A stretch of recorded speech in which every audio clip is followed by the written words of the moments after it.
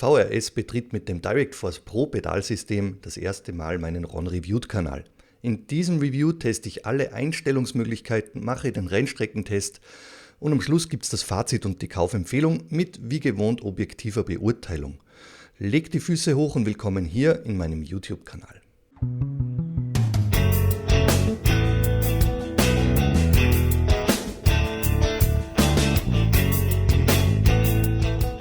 Zu Beginn wie gewohnt der Disclaimer. Die Pedale wurden von einem der größten Distributoren für alles rund um Simracing vermittelt. Ich bedanke mich bei simraceshop.de und mein Dank geht an den Inhaber Dennis Raus, der dieses Review in meinem Kanal ermöglicht hat. Bei simraceshop.de wird ausschließlich sofort verfügbare Ware direkt ab Lager angeboten. Mit diesem Konzept weicht simraceshop.de vom oftmals üblichen Vertrieb ab, wo Ware ab und an nur gegen Vorbestellung und entsprechenden Lieferzeiten gelistet wird. simraceshop.de leistet sich eben ein entsprechendes Lager bzw. den Lagerbestand, um dieses Service anbieten zu können. Guckt euch auf der simraceshop.de Homepage um, es gibt dort tonnenweise Simracing-Peripherie direkt ab Lager zu beziehen. Die VRS-Pedale stehen in nächster Zeit in meinem Testcenter zur Verfügung. Buchen und besuchen heißt die Devise, wenn ihr die VRS-Pedale selbst und tonnenweise andere Simracing-Peripherie testen und meine Beratung in Anspruch nehmen möchtet. Dann folgt dem Link unter diesem Video. Wie immer gibt es keine Anforderungen oder Verpflichtungen hinsichtlich dieses Reviews und ich bin kein Teilnehmer eines Affiliate-Partner-Programms des Anbieters. Doch nun kann es losgehen. Beginnen wir mit dem Unternehmen. VRS, abgekürzt Virtual Racing School, bietet Simracing Coaching für iRacing und eben auch Simracing Hardware an. Von der Wheelbase, einem Lenkrad oder dazu passenden Rig bis hin zu den heute vorgestellten VRS-Pedalen ist einiges mit bei. Die Ware kann über den hauseigenen VRS-Webshop bezogen werden oder eben über den in Deutschland ansässigen Distributor simraceshop.de. Machen wir weiter mit dem nächsten Kapitel, der Preis. Das VRS DirectForce Pro Pedalsystem, so lautet die offizielle Produktbezeichnung, ist bei simraceshop.de um 597 € in der Version mit Gas- und Bremspedal gelistet. Das Kupplungspedal schlägt mit 227 € extra zu Buche. Ich teste heute für euch die Kombination aus Gaspedal und Bremse in der Basisversion. Optional ist eine kräftigere Feder für die Bremse bei simraceshop.de verfügbar, genauso wie alternative Pedalplatten. Beginnen wir mit dem Lieferumfang. Ganz puristisch kommen die VRS DirectForce Pro Pedale zu euch. Ihr habt ein Gas, eine Bremse, eine Austauschfeder, original verbaut die weiche blaue Feder, eine kräftigere rote Feder. Dann habt ihr Distanzscheiben bzw. so eine Distanzbuchse, um die Vorspannung beim Bremspedal zu verändern. Das sehen wir uns in Kürze an. Eine Controllerbox, um Gas, Bremse und wenn ihr eben eine Kupplung habt, hier anzustecken. Und ein USB-Kabel mit einer Länge von ungefähr 1,5 Metern beigepackt. Weiter geht's mit der Kompatibilität und der Montage. Das Pedalset ist mit dem PC kompatibel und wird über USB direkt mit dem Computer verbunden. Es gibt mit diesen VRS-Pedalen keine Konsolenkompatibilität, Stand heute, das ist November 2023. Die Pedale werden direkt an das Rig, in diesem Test ein SimLab GT1 Pro, geschraubt. Gleiches gilt für die Controllerbox, welche frei am Rig positioniert werden kann. Weiter geht's mit den Einstellungsmöglichkeiten. Am besten schauen wir uns dieses Kapitel live an und ich zeige euch, welche vielen Einstellungsmöglichkeiten die VRS-Pedale bieten. Viel Spaß damit! Bevor es mit den Verstellmöglichkeiten losgeht, eine wichtige Info für euch. Bei diesem Pedalset ist nichts beigepackt. Kein Werkzeug, keine Schrauben, keine Muttern, gar nichts. Ihr müsst euch euer eigenes Werkzeug besorgen bzw. bereitlegen. Hier empfehle ich am besten 2 Imbusschlüsseln 4, 2 Imbusschlüsseln 5, einen Gabelschlüssel 10, eventuell hier so eine Kombizange und dann seid ihr mal in der Lage, dieses Ding entsprechend anzupassen. Diese wichtige Info vorab. Ihr habt ein Pedalset, das ist nicht sonderlich nutzerfreundlich, wenn es um Verstellmöglichkeiten geht und schon gar nicht werkzeugfrei. Das will ich unbedingt hier, ohne mir ein Blatt vor den Mund nehmen zu wollen, erwähnen. Achtet auch darauf, wenn ihr hier rumschraubt an diesem Ding, dass ihr euch nicht, so wie ich eben, hier schnell mal an der Kante verletzt. Auch das kann passieren und auch das muss mal in so ein Video mit rein. Zurück zu den Verstellmöglichkeiten. Unendlich viele Verstellmöglichkeiten, die hier VRS bietet. Beginnen wir mit der Basis. Die Basis könnt ihr hier im Anstellwinkel verändern. Ich habe die Schrauben schon teilweise leicht gelöst. Ihr benötigt zweimal Inbus 5. Hier einmal rechtsseitig, hier einmal linksseitig. Hier reingesetzt. Das gleiche an der Vorderseite, um dieses Konstrukt etwas zu lösen. Und dann könnt ihr diese Pedale hier im Anstellwinkel, das könnt ihr hier gut sehen, verändern, entsprechend an euer Rig bringen, wenn es denn so leicht ginge. Ihr seht an dieser Stelle, hier sind wir noch etwas zu fest. Dann die Gegenseite gehalten. Man müsste mit dieser Konstruktion und diesen durchgehenden Bolzen etwas herumspielen, um diesen auch beidseitig gelöst zu bekommen. Heißt oft diese Seite wieder zudrehen, um die andere Seite etwas lösen zu können. Nächste Verstellmöglichkeit, die ihr habt, schnappt euch 2 4er Inbusschlüsseln. Hier gelöst, hier auf der Gegenseite gelöst, unterseitig gelöst. Und dann könnt ihr hier entsprechend eure Pedalplatte anpassen. Wenn sich diese nur schwer bedienen lässt, dann öffnet auch hier oberseitig mit dem 5er Inbusschlüssel und hier unterseitig mit dem 5er Inbusschlüssel diese Schrauben, um dieses ganze Konstrukt etwas leichter verstellbar zu machen. Und ihr könnt sehen, hier vom Pedalwinkel bzw. von der Höhe habt ihr unzählige Anpassungsmöglichkeiten im Winkel. Ihr seht auch hier in der Tiefe nach vorne gesetzt, hier nach innen gesetzt, nach oben, nach unten, einen Winkel von, keine Ahnung, was sind das, um die 30 Grad, den ihr verstellen könnt. Das heißt, hier sind der Anpassbarkeit in meinen Augen in Sachen Pedalplatte absolut keine Grenzen gesetzt. Nächste Verstellmöglichkeit ist die Pedal Range, das heißt der Weg am Pedal, den kannst du dann begrenzen mit einem Endanschlag, den siehst du hier unterseitig, hier mit entsprechendem Kunststoff etwas gedämpft, dass dieses Ding nicht zu laut ist bzw. klackert. Am Endanschlag hier wiederum 2 Inbus 5er Schlüsseln beidseitig gelöst und dann kannst du diesen Bolzen hier, diesen Endanschlag verstellen. Der ist out of box in der untersten Position. Da hast du einen sehr langen Pedalweg. Das könnt ihr hier gut erkennen. Und den habe ich gleich verändert ungefähr auf die mittlere Position, um hier entsprechend meinen Präferenzen gerecht zu werden. Und dann wieder gegenüberliegend fixieren. Und dann kann es zur nächsten Einstellung weitergehen. Nächste Einstellung, das ist die Federvorspannung. Das heißt, wie viel Kraft benötigst du aus der Ausgangslage, um dieses Pedal zu betätigen. Das könnt ihr hier sehen, hier habe ich schon gelockert. Rückseitig mit diesen Schrauben willst du etwas mehr Federvorspannung am Start haben. Dann heißt es für dich, diese entsprechend hier in die hintere Position zu bringen. Das gelingt dir auch hier etwas fummelig. Du kannst die Feder komprimieren und dann entsprechend diese Schraube mit einem 10er Gabelschlüssel hineindrehen, um entsprechend diese Platte, die gegen die Feder drückt, in die Kompressionsrichtung zu bringen. Und deine neue Federvorspannung ist gesetzt, jetzt etwas kräftiger, das heißt aus der Ausgangslage etwas mehr Kraft nötig, um das Gaspedal in Richtung Endlage zu bringen. Eine weitere Möglichkeit, die du hast, ist hier, ihr seht auch das Gaspedal Load Cell. Über Load Cell haben wir gesprochen. Eine Load Cell ist ein verformbares Bauteil, das könnt ihr hier gut erkennen. Das ist dieser Aluminiumblock, der hier in der Mitte freigefräst ist. Und wenn dieses Ding eine Belastung erfährt, hier über diesen Schenkel, dann wird dieses Ding leicht verformt. Das kannst du mit dem freien Auge nicht sehen, das bewegt sich im Bereich von Bruchteilen von Millimetern. Aber die eingelassenen Metallstreifen in Kombination mit einem elektrischen Signal registrieren diese Verformung und dann hast du eben ein entsprechendes Signal. Diese Load Cell wiederum kannst du jetzt hier über diese beiden Schrauben lösen, nach oben, etwas nach unten setzen, je nach Bedarf. Ich habe diese in der Default-Position, in der mittleren Position belassen. Gehen wir weiter zum Bremspedal. Ihr habt die vorher erwähnten gleichen Verstellmöglichkeiten.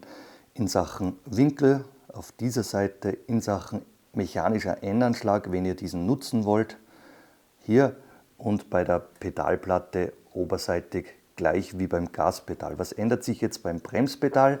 Ihr habt hier so ein Gelenk, so eine Hebelmechanik oberseitig, die könnt ihr anpassen, wenn ihr diese Kontermuttern hier löst, hier zu sehen, und dann könnt ihr, ich hoffe, ich bekomme das gut für euch auf die Cam, hier durch Drehen diesen entsprechenden Winkel und auch die Charakteristik des Pedals ändern. Das heißt, da habt ihr in der Ausgangslage eine andere Charakteristik, als wenn ihr jetzt diesen Weg dieses Hebels etwas verkürzt. Da gilt es wie immer, entsprechend euren Präferenzen etwas herumzuspielen.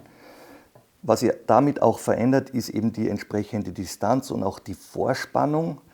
Etwas Vorspannung, das könnt ihr hier gut erkennen, wenn ich hier in die untere Position gehe. Hier gibt VRS an maximal 48 mm, um entsprechend mit den Gewindelängen hier genügend innenseitig zu bleiben, mindestens 5-6 mm. Übertreibt es mit dieser Einstellung nicht, dann seht ihr aber hier, wird die Vorspannung entsprechend locker, und ihr habt hier so ein Spiel, das könnt ihr hier, glaube ich, sehr gut erkennen. Dieses Spiel könnt ihr dann ausgleichen. Hier liegt VRS, 1, 2, 3, 4 Beilagscheiben und so eine Distanzhülse noch bei. Das heißt, dieses Spiel könnt ihr, wenn ihr in dieser Position unterwegs sein wollt, ausgleichen oder eben in so eine kürzere Position gehen. Dann könnt ihr hier gut erkennen, reduziert sich dieses entsprechende Spiel in Sachen Vorspannung.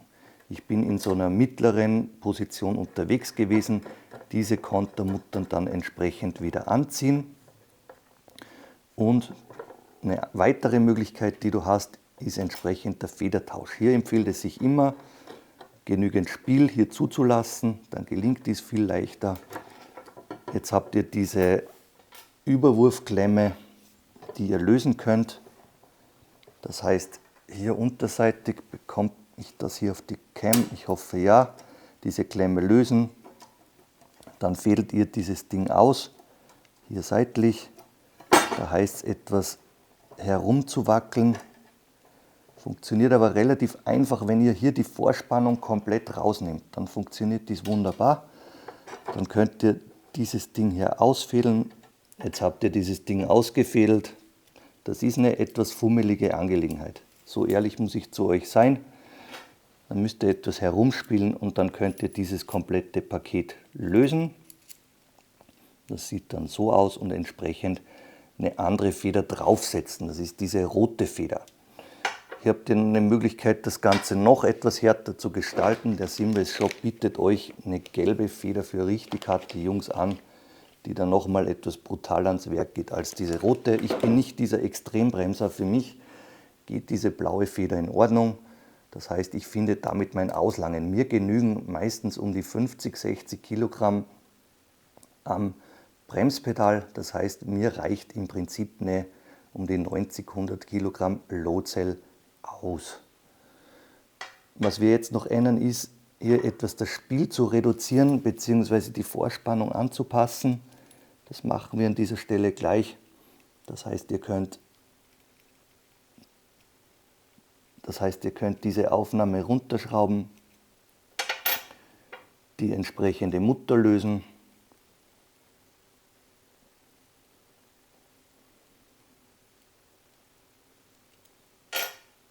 Und dann haben wir, das könnt ihr hier gut erkennen, eine, ich glaube, 1 cm und ein paar Millimeter dicke Hülse plus Beilagscheiben. Und wenn ich jetzt hier diese längere Hülse nehme, dann reduziere ich etwas diese Distanz. Das heißt, ich nehme dieses Paket raus, gebe diese Hülse bei. Das könnt ihr dann adaptieren, eben wie ihr dies wollt.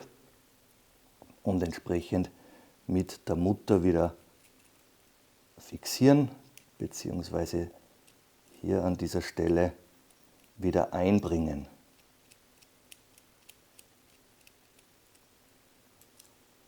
Fertig ist das Paket, dann wieder entsprechend gekontert. Das könnt ihr hier gut erkennen. Was benötige ich für einen Imbusschlüssel? Gabelschlüssel, 10 oder 11. Könnt ihr hier auch mit einer Zange noch etwas beihelfen. Das heißt, hier kontern und nochmal hier drauf gesetzt, um dieses Paket ordentlich miteinander zu verbinden, und dann geht der Einfädelprozess wieder los. Ich bleibe bei meiner blauen Feder, die ist für mich in Ordnung. Dann achtet hier innenseitig auf dieses eingesetzte Kunststoffteil und dann heißt es, die ganze Konstruktion hier wieder einzufädeln. Wie gelingt dies am einfachsten? Das muss ich jetzt selber gucken, hier live natürlich immer etwas schwierig. Um das Ganze etwas zugänglicher zu machen mit diesem Federntausch, empfehle ich euch dringend, löst diese Pedalplatte, setzt diese nach oben, um hier etwas Freiraum zu gewinnen. Dann gelingt dieser Federntausch, dieser Federnwechsel wesentlich einfacher. Dann kannst du dir nämlich hier dieses Ding schnappen, frontseitig einfädeln bzw. die Feder in Position bringen, so wie in diesem Fall. Jetzt hinten in die Buchse einsetzen, das könnt ihr jetzt hier gut erkennen, und dann seid ihr nahezu fertig. Das heißt, hier in Position gebracht, hier die Klemme wieder eingesetzt, das könnt ihr hier gut sehen, etwas hin und her wackeln, damit sich dieses Ding positioniert, und dann die Klemme wieder in die Verschlussposition zu bringen und hier runter zu klicken und die Sache ist fertig. Jetzt habt ihr diesen Federntausch relativ einfach gelöst. Wichtig nochmal, schafft euch hier Zugang, dass ihr von vorne hier einfädeln könnt. Das gelingt seitlich kaum, da verkeilt sich dieses Ding, ihr klemmt euch die Finger und ärgert euch sinnlos rum. Jetzt entsprechend, seht ihr, haben wir etwas mehr Distanz geschaffen, out of box gleich eine bessere Vorspannung. Das heißt, hier seht ihr, in der Grundposition ist jetzt alles wackelfrei, hat eine gute Vorspannung am Start. Dann heißt es, hier nochmal euer präferiertes Setting einzustellen. Das könnt ihr hier gut sehen. Und wenn ihr damit zufrieden seid, dann entsprechend die Konternmutter wieder anziehen und die Sache ist erledigt. Zurück von den Einstellungsmöglichkeiten, weiter geht's mit technischen Details und den Abmessungen. Auch darüber möchte ich mit euch am liebsten live sprechen. Bei den technischen Details und Abmessungen kümmern wir uns zuerst um die Abmasse. Das Gaspedal beginnend, ihr habt eine Länge des Flansches bzw. dieses Aufbaus von um die 160, 170 mm. Eine Bauhöhe, wenn ihr in der mittleren Höhenposition etwa seid, der Pedalplatte, so wie dies out of box zu euch kommt, 250 mm, geht dann entsprechend hoch, maximale Höhe, würde ich sagen, um die 270. Gleiche Höhe, gleiche Länge für das Bremspedal mit einem Unterschied etwas in der Breite, das könnt ihr hier gut erkennen.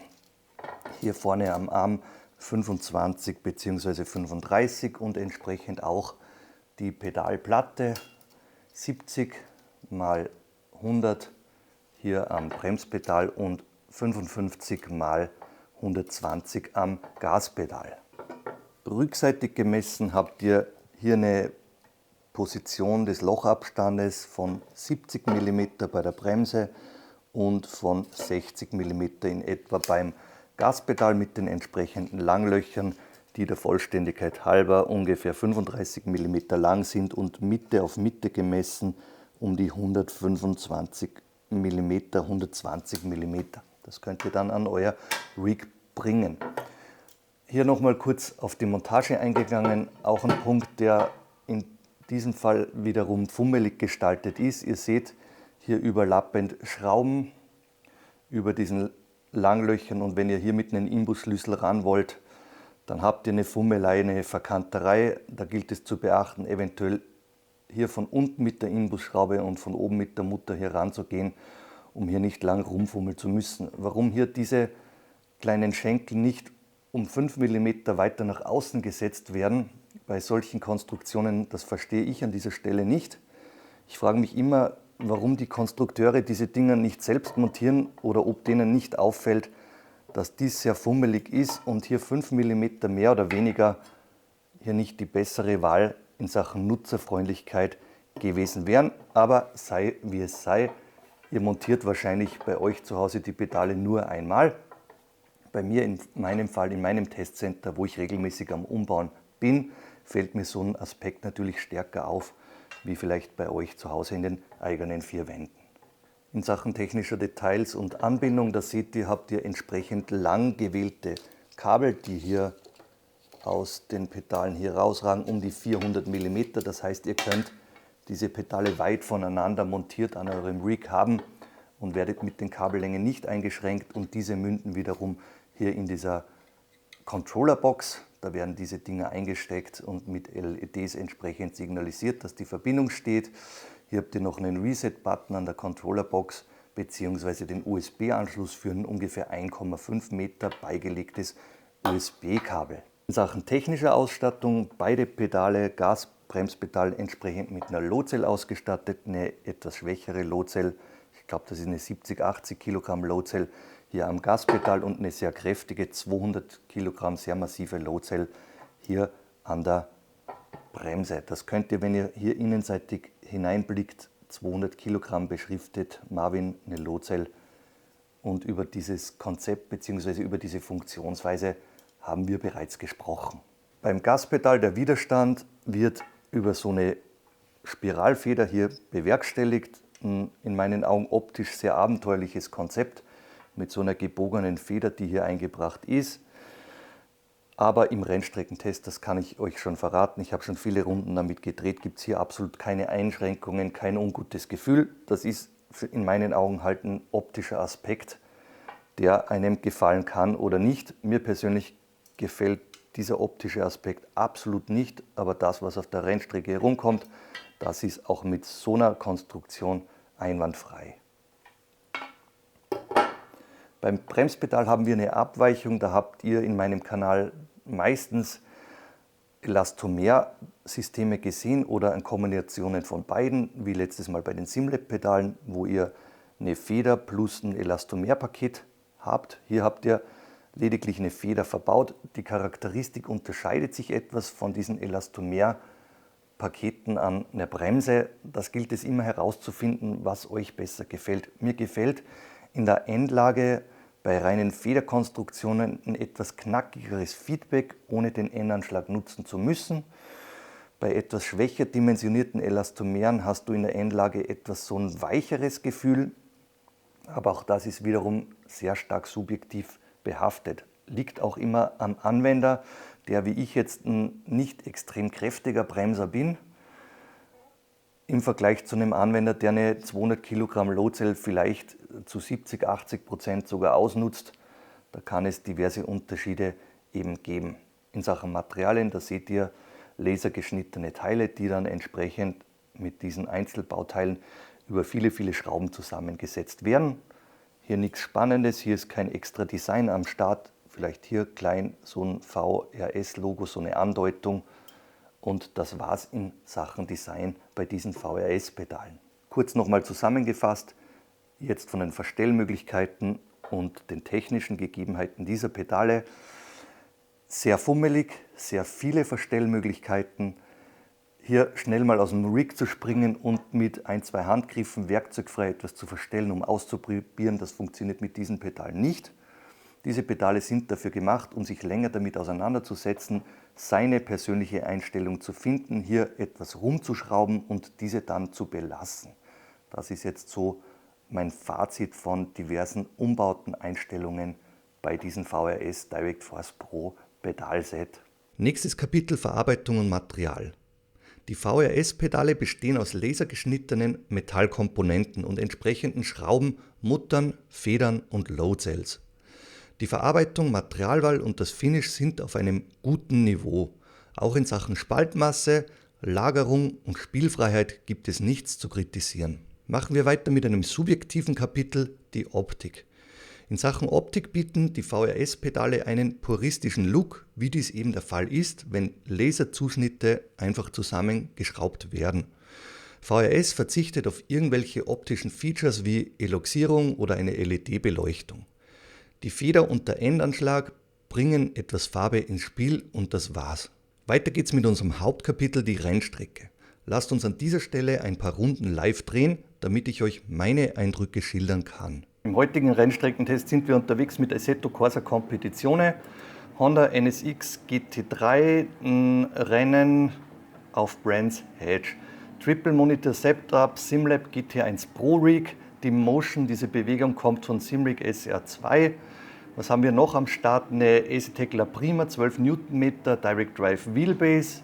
Direkt damit verbunden ein E-Wheel Racing Wheel aus dem simraceshop.de. Dazu Moser, Peripherie, Handbrake bzw. ein Haarschaltungsshifter. Die Pedale montiert, VHS-Pedale klarerweise für diesen Test, in der Position eher weit auseinander, das könnt ihr hier gut erkennen. Gaspedal relativ weit rechts, Bremspedal relativ weit links, um hier komfortabel unterwegs sein zu können. Mein erster Testlauf ist immer der, wenn ich neue Simracing-Hardware am Start habe. Ich packe diese Dinger aus und ohne lang rumzufrickeln, montiere ich die an meinem Rig, was auch immer, Wheelbase, Lenkrad oder sonst was, in dem Fall eben die Pedale, und teste, wie diese out-of-box funktionieren. Das heißt, so dieser Effekt, user-friendly, Benutzerfreundlichkeit, ohne lang rumzufrickeln, wie fühlen sich diese Dinger dann direkt aus der Box und auf der Rennstrecke an. Hier musste ich zwei Änderungen vornehmen. Für mich war der Pedal Travel, das heißt der Pedalweg am Gaspedal deutlich zu lang. Da musste ich meinen Fuß zu weit überstrecken.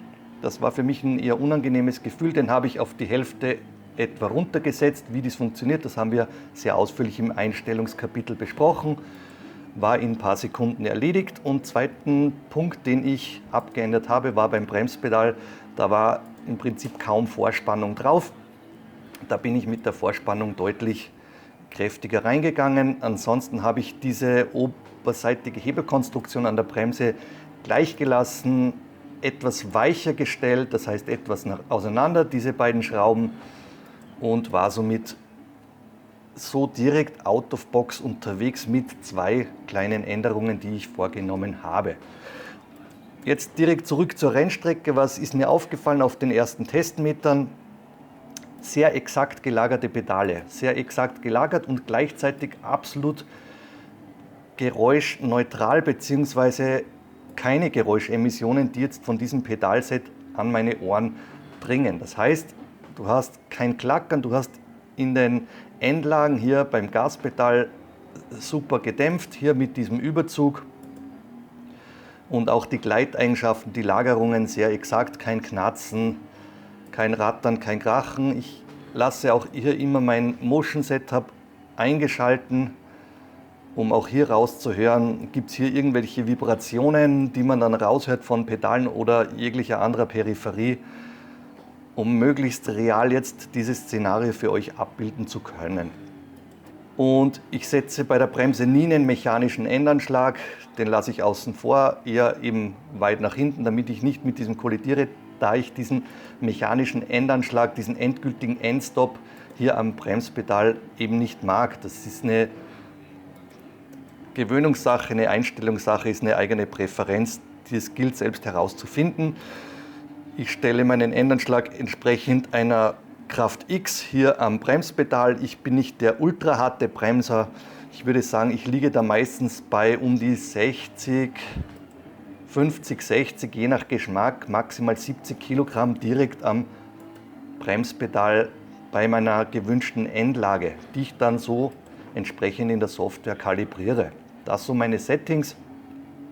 Wenn ich mit deutlich kräftigeren Settings von 90, 100 Kilogramm am Pedal unterwegs bin, ist es bei mir so, dass ich bei Long Stints dann Kreuzschmerzen bekomme. Ist bei mir so, ich bin ein alter Mann, wie ihr wisst, ich gehe langsam auf die 50 zu und da muss man hier schon gewisse Abstriche auch am Simracing Setup machen. Spaß beiseite, für mich ein sehr moderates, sehr gutes Setup. Dieses war sehr einfach zu finden, sehr schnell, das heißt in Sachen Benutzerfreundlichkeit für mich sehr gut. Zahlreiche Anpassungsmöglichkeiten, die es gibt, wie auch gesehen in der Pedalplatte. Das habe ich jetzt out of box mal so gelassen und wie ihr sehen könnt, die Pedale so montiert, dass die zu meiner Pedalplatte des Rigs einen Winkel von 90 Grad plus ungefähr 5 bis 10 Grad aus der Ausgangslage aufweisen. Das ist so für mich immer so ein angenehmes Setup. Was fällt mir noch auf? Ihr habt hier bei diesem Rig eine durchgehende Pedalplatte, das heißt, diese Dinger könnt ihr einwandfrei montieren. Ich hatte schon einige Kunden jetzt hier im Testcenter, die mit diesen VHS-Pedalen unterwegs waren. Und da gehen die Meinungen auseinander. Einige sagen, für die ist diese Montageposition wunderbar, da fehlt ihnen nichts. Andere kritisieren, hier fehlt eine Pedalplatte mit einer Auflage bzw. einen Einstop für die Ferse, die eben dieser Effekt stört, dass sie hier mit der Ferse am Pedal etwas hin und her rutschen und nicht direkt an der Kante, an der Endlage mit der Ferse bei der Pedalbetätigung aufliegen. Auch das ist wiederum immer Geschmackssache und ein Punkt, wo ihr bei VHS optional keine Pedalplatte mitgeliefert bekommt, weder im Lieferumfang noch im optionalen Zubehörhandel. Da müsst ihr euch nach anderen Optionen umgucken.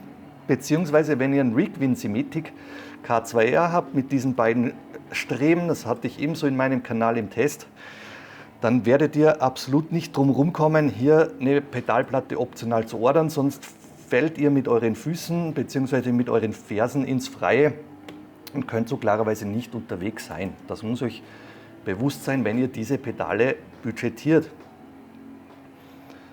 Ja, zurück jetzt nochmal zur Rennstrecken-Performance, beziehungsweise kurz noch zur Montage dieses Elektronikmoduls, wo ihr dann die entsprechenden Pedale einfach ansteckt.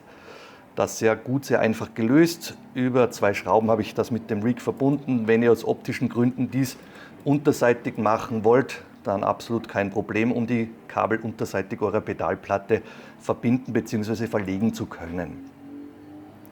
Ich bin jetzt schon mehrere Runden klarerweise mit diesen Pedalen gedreht. Ich habe diese jetzt seit 1-2 Wochen hier im Einsatz, völlig unauffällig, knarzfrei, ein wunderbar schönes Gefühl in Richtung Endlage an der Bremse. Ja, hier liefert VHS das ab, was der optische Eindruck einfach hergibt. Eine solide Konstruktion, die viele Einstellungsmöglichkeiten zulässt, out of box montiert, problemlos funktioniert. Eine sehr einfach gehaltene Software, die jetzt nicht den wunderbar schönsten Eindruck hinterlässt, aber das tut, was sie tun muss oder soll. Und ja, ein wirklich guter Eindruck dieser VHS-Pedale hier in meinem Testcenter. Ein beliebtes Pedalset, ein Test, den ihr euch schon seit sehr langem hier in meinem Kanal wünscht.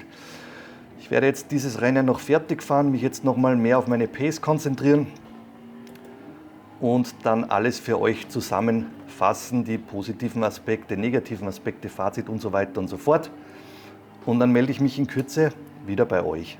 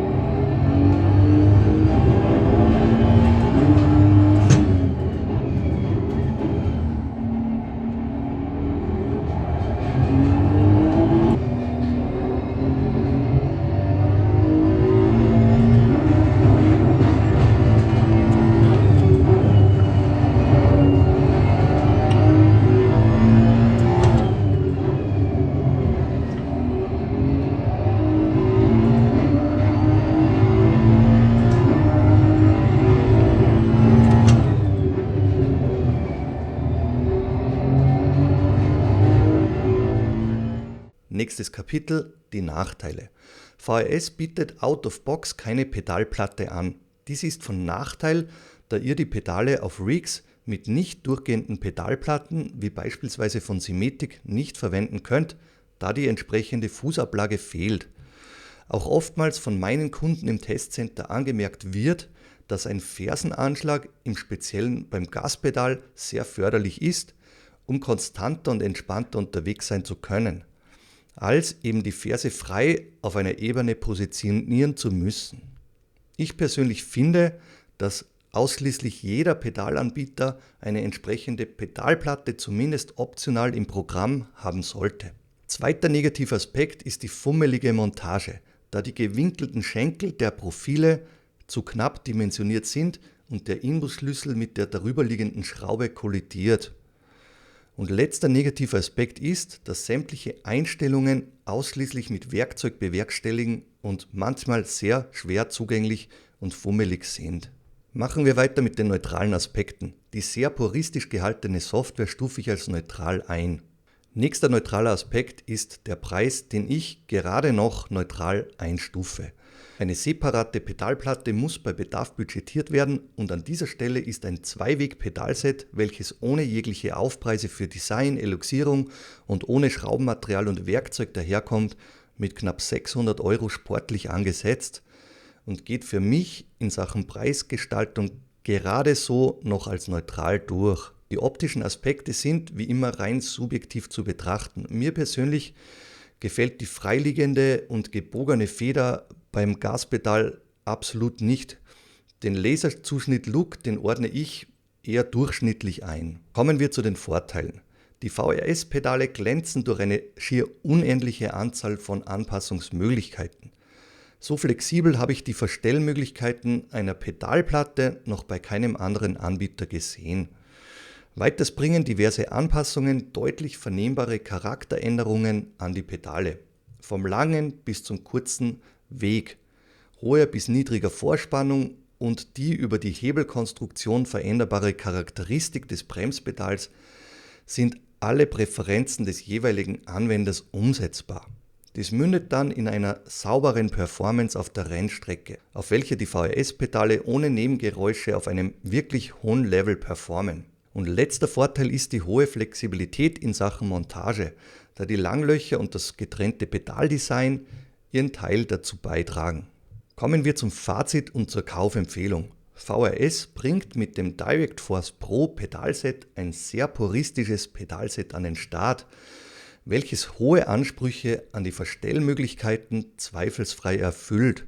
Mit diesem System spricht VRS zahlungskräftige Enthusiasten an, die kein Interesse an einem Polished Look haben und die reine Performance eines Pedalsets als einzige Priorität im Fokus haben.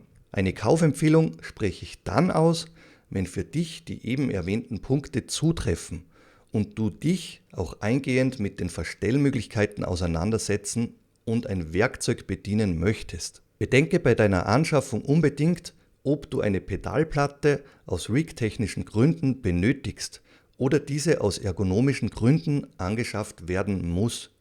Hierbei subsumiert sich dann der Preis in Richtung 1000 €, wenn auch die optional erhältliche Kupplung angeschafft werden will. Nach unzähligen von mir getesteten Pedalsets diverser Klassen von 100 bis 1500 € fühlen sich diese VRS-Pedale wie weiterentwickelte Heusingfeld-Sprint-Pedale an, die ich vor einigen Jahren ebenso im Test hatte. Wie ihr wisst, nehme ich mir niemals ein Blatt vor den Mund, aber an dieser Stelle ist Heusingfeld einfach stehen geblieben, hat sich auf den Lorbeeren ausgeruht und dann sind eben Pedalsets wie dieses hier von VRS gekommen, um eine gute Basis von damals nachzubilden und durch zahlreiche Features aufzuwerten. Gut gemacht an dieser Stelle VRS und ebenso gut, dass simraceshop.de diese Pedale, diese VRS-Pedale im Programm hat. Nehmt euch an dieser Stelle Zeit und lasst mich über die Kommentarfunktion unterhalb dieses Videos wissen, was ihr von diesem Review haltet und ob ihr dieses VRS-Pedalset ins Auge fasst oder bereits im Einsatz habt. Das würde mich wirklich interessieren. Kommen wir zu einem spannenden Ausblick. Weiter geht's mit einigen Reviews rund um die Simracing Expo 2023 und einige neue Hardware, über die ich noch nicht sprechen kann, ist bereits im Testlauf bei mir. Willst du eigene Erfahrungen sammeln oder meine Beratung in Anspruch nehmen, dann kannst du einen Termin in meinem Testcenter buchen. Klicke den Link unter diesem Video und ich freue mich, weiterhelfen und dich vielleicht einmal im echten Leben treffen zu können. Also dann passt auf euch auf und wir sehen uns beim nächsten Mal. Liebe Grüße, vielen Dank fürs Dabeisein, euer Ron.